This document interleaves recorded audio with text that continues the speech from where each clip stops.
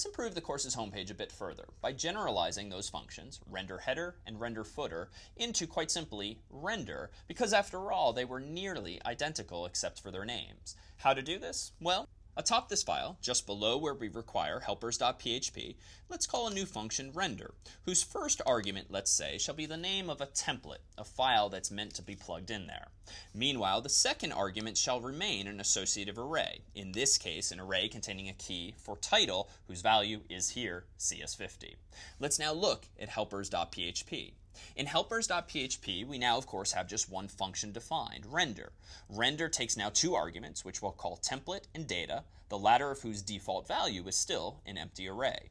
But in this version of render, notice that I now declare a local variable called path and assign it the value of template, which for instance might be quote-unquote header, and append to that string .php.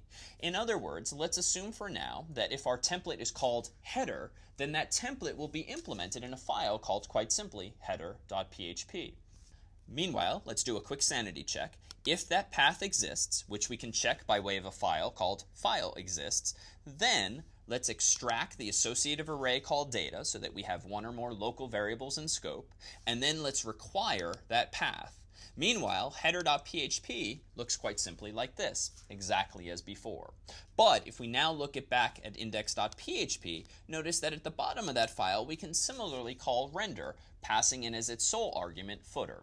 In this case, we don't need to pass in an associative array because the footer template, recall, is just this. But now we have arguably an even cleaner design because we've eliminated some of our otherwise redundant code and consolidated into just one function, render.